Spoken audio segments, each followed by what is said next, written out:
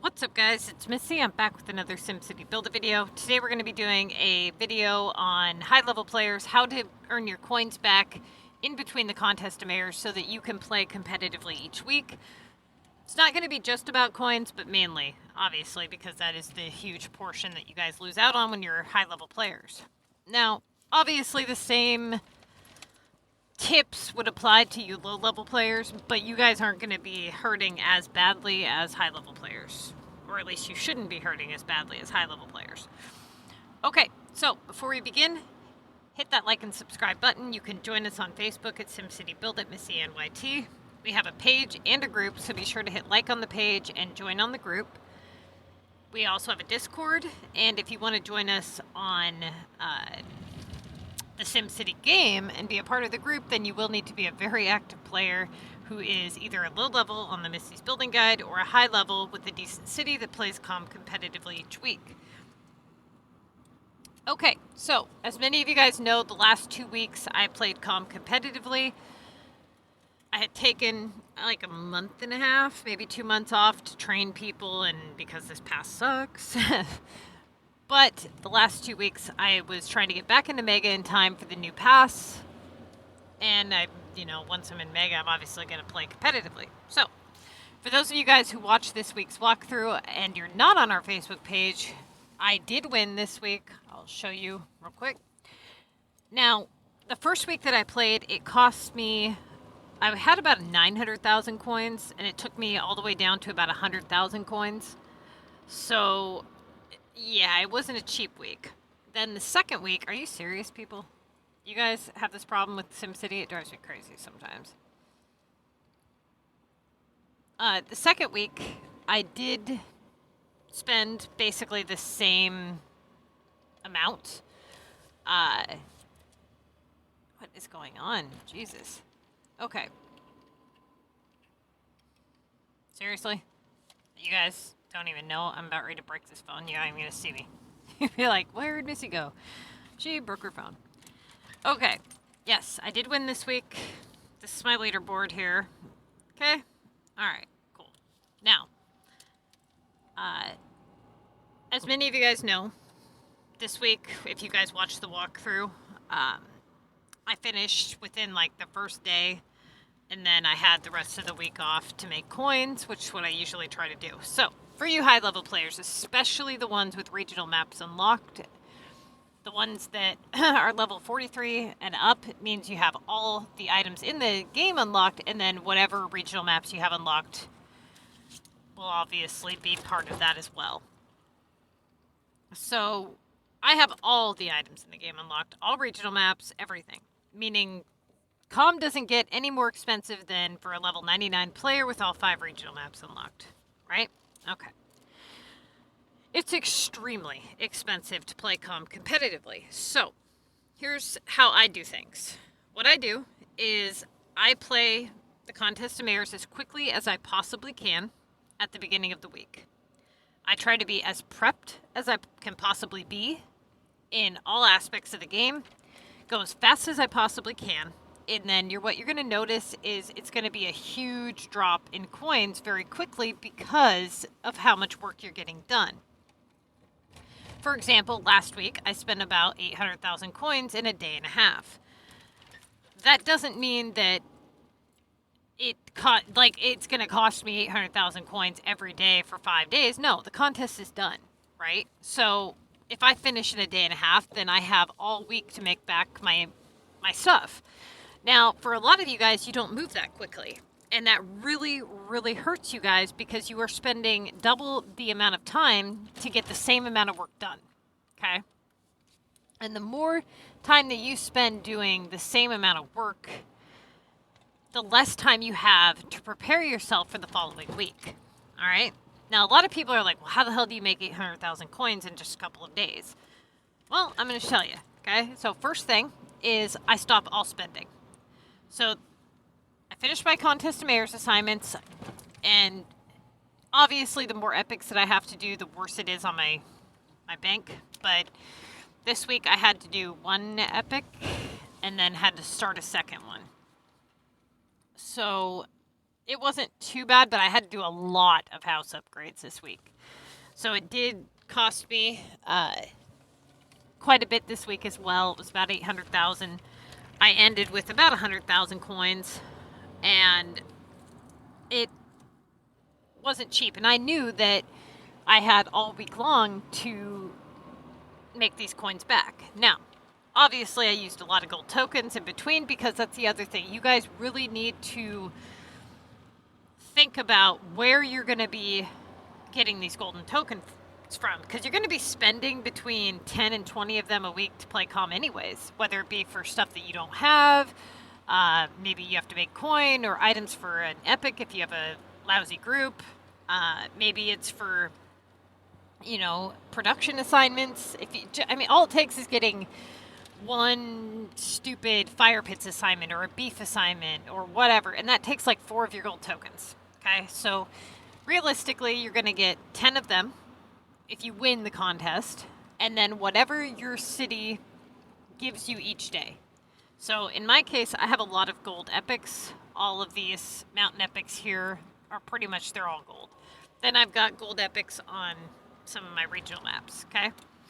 So I usually bring in, I think, 6 or 7 gold tokens a day just off my city. That is really important when it comes to your making money. Now, what I did was, the moment that I finished the contest of mayors, I go through my inventory and I unload anything that I don't need to make money and isn't a decent item. So, what that means, obviously I'm going to keep my saps, backpacks. Barbecues are sometimes hard to get, and they're not easy to make, because you need spatulas, and then you need like 2 hours of downtime that cuts into your TV production, and yeah, it's just no fun having to remake those. So kept the barbecues, I kept the cupboards, I unloaded the hammers, kept the drills, kept the paint, melons, ladders, lawn chairs. That's all stuff that I don't want to have to remake, that I can hold on to. I unload any of the items that I can use to make regional items. For example, paint and blue text can be used to make yoga mats and robes, right? Drills can be used to make motors. So glue I can use to make gnomes and tires. So I'm not going to unload anything that is either hard to get or is something that I can use to make myself some money. Now, fire pits, I don't make fire pits, okay? I'm not going to need them until the end of the week, so I unloaded all the fire pits and the yogurts that I had on my group of people that, are still competing in the contest. Caps, those can go bye-bye. Watches, anything that's easy for you to get from Global, get rid of it, okay? You don't need it in your inventory. Then what I do is I hunt the global market or group members' depots for textiles and chemicals. Once I've got that figured out, I start running seeds, and I start running tokens on donuts and flour, okay? Consistently, donuts and flour.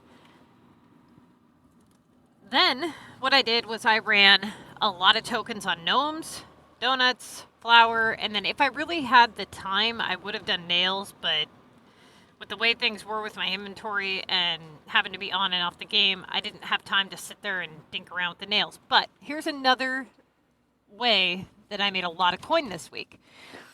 Since I was on the game refilling my shops every so often anyways, what I would do is I would go around the map like this, and anything that I wasn't going to sell, I would just click no. I made a lot of coin this week just selling stupid stuff. Like sold a bulb for like 1,300 coins.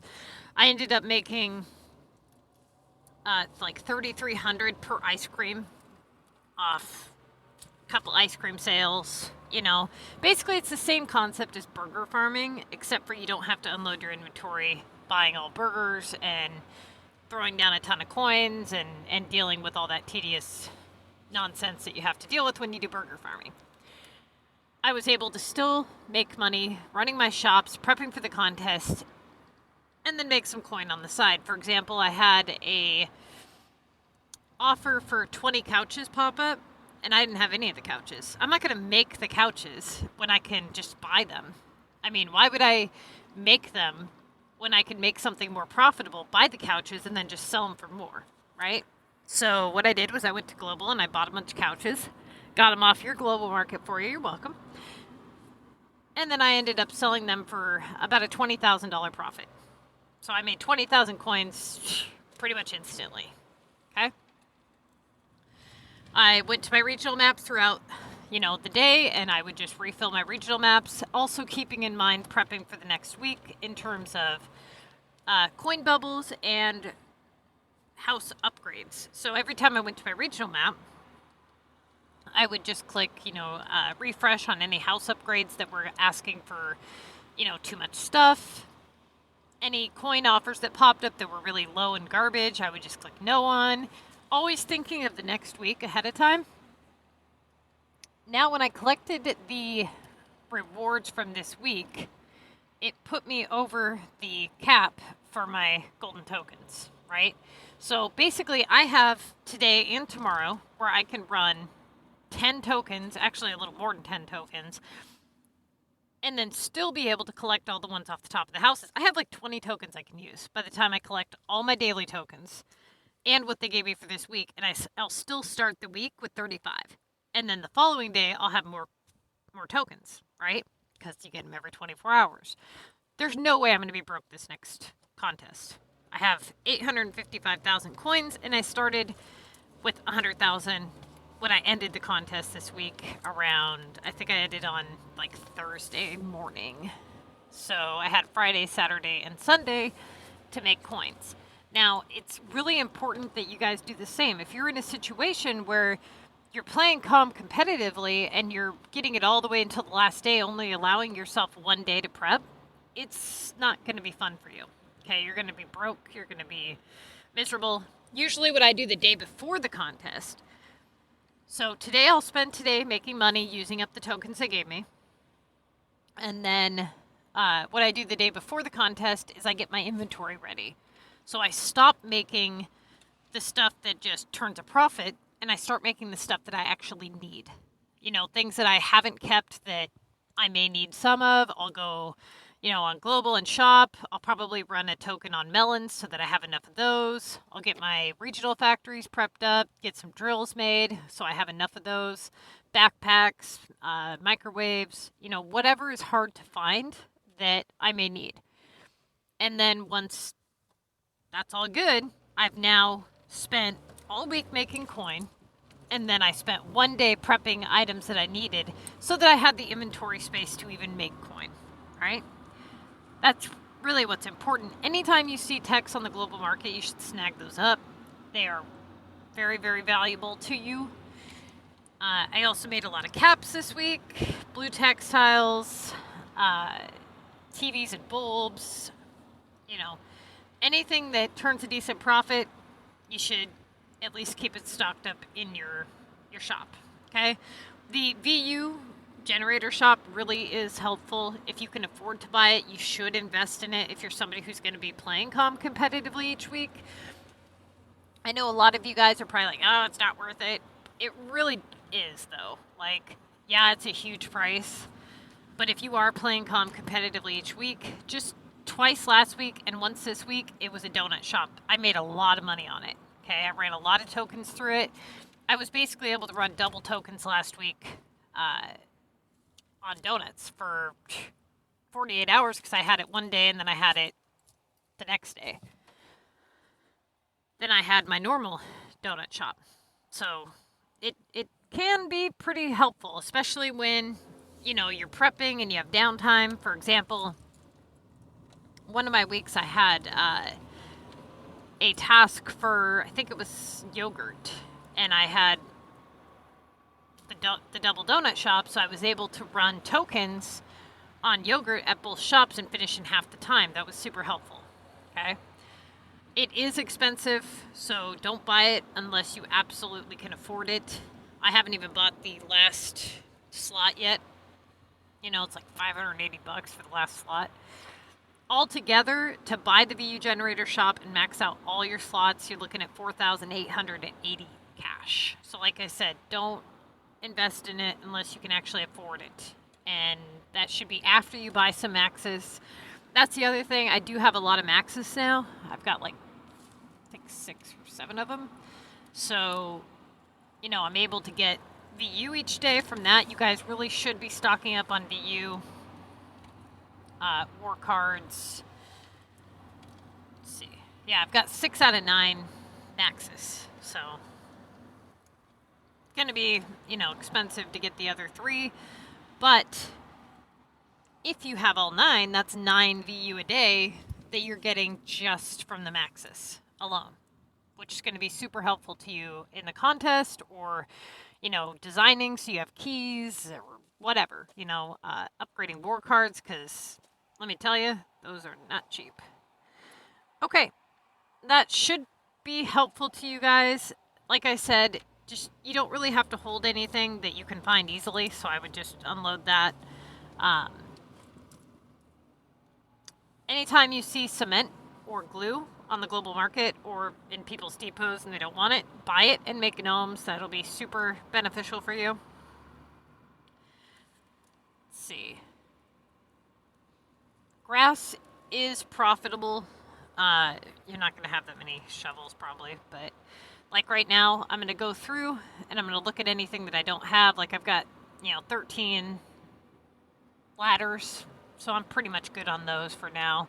I don't have any mowers, so I'm probably going to make some of those, which is going to take up my paint. So I'm basically going to be running chems, getting chems on the global market. I'm going to be getting paint, glue, cement, all that stuff. Try to get some of this other stuff made up, and then I can go back to playing COM at the beginning of the week with the new pass. So we'll see if the new pass is any good, and good luck to you guys.